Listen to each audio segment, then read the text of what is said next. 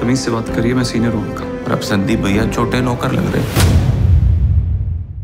राजस्थान में ईडी की एंट्री क्या हुई? ताबड़तोड़ तकरीबन 25 जगह पर छापेमारी की जा रही है। छापेमारी में गहलोत के करीबियों महेश जोशी के कथित जल जीवन मिशन घोटाले से जुड़े मामले पर हो रही है। साथ ही IAS सुबोध अग्रवाल के यहाँ पर भी ईडी की कार्रवाई चल रही है। दौसा के मानगंज में भी ईडी की टीम ने छापा मारा और नमन रावत के घर में भी ईडी की टीमों ने एंट्री कर ली है। नमन रावत PhD के ठेकेदार बताए जा रहे हैं। साथ ही संजय बढ़ाया के रिश्तेदार भी है। संजय बढ़ाया से भी ईडी पूर्व में पूछताछ कर चुकी है। साथ ही बताया जा रहा है कि PhD मंत्री महेश जोशी के करीबियों के रूप में संजय बढ़ाया और नमन रावत को जाना जाता है। ऐसे में दौसा में सुबह करीब 7 बजे ईडी के 6 अधिकारी और कर्मचारी नमन रावत के घर में पहुंचे और लगातार सर्च ऑपरेशन चलाया। इस दौरान नमन रावत से पूछताछ की। हालांकि ईडी ने इस मामले को लेकर कोई ऑफिशियल जानकारी नहीं दी है। तो वहीं मुख्यमंत्री अशोक गहलोत ने ईडी की कार्रवाई पर एक बार फिर बड़ा हमला बोला और कहा कि ईडी नीरव मोदी पर कार्रवाई नहीं करती, विजय माल्या पर नहीं करती। और क्या कुछ कहा, सुन लीजिए। सर, अब लगातार कैंपेन कर रहे हैं, क्या माहौल दिख रहा है सर आपको राजस्थान के बाद? माहौल तो आप सबके सामने है।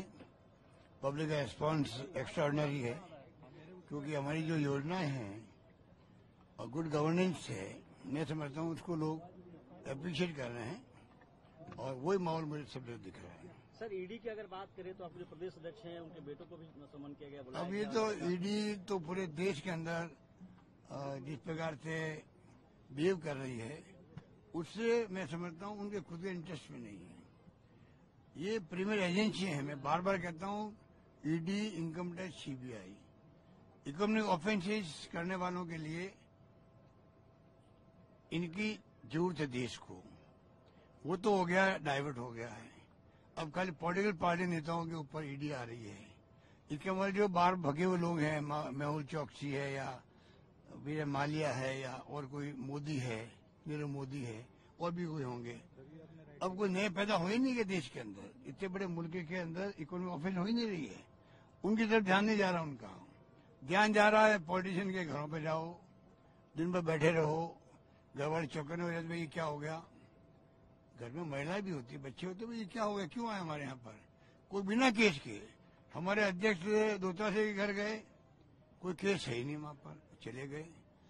मेरे सन वैभव गहलोत के नोटिस आ गया, कोई उनके कोई काम धंधा में नहीं है, कोई लिंक नहीं है, पर नोटिस दे दे, बुला लिया उनको 1 दिन के नोटिस के अंदर भी। दोतासा जी हमारे पीसी फ्रेंड है, उनके बेटों को बुला लिया, परसों बुला लिया।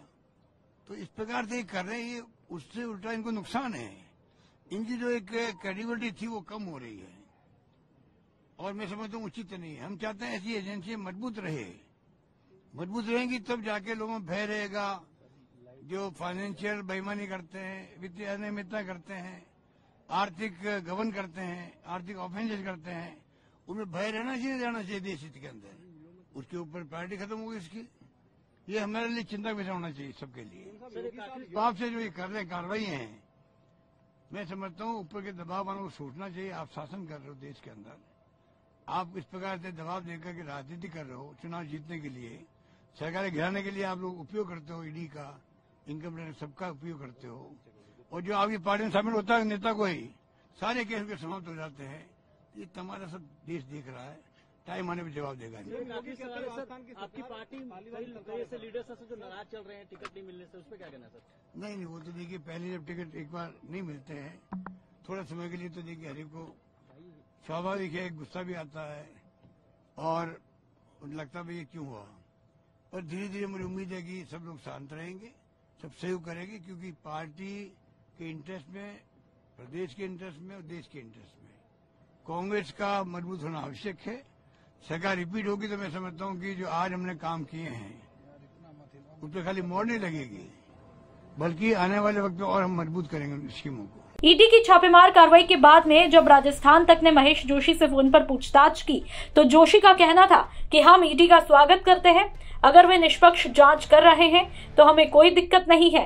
पिछली बार भी जब ईडी आई थी तो कहा था कि जगह जगह मशीन बुलाई गई और नकदी मिली, जो कि बाद में झूठी पाई गई। राजस्थान तक के लिए जयपुर से संवाददाता जय किशन शर्मा की रिपोर्ट।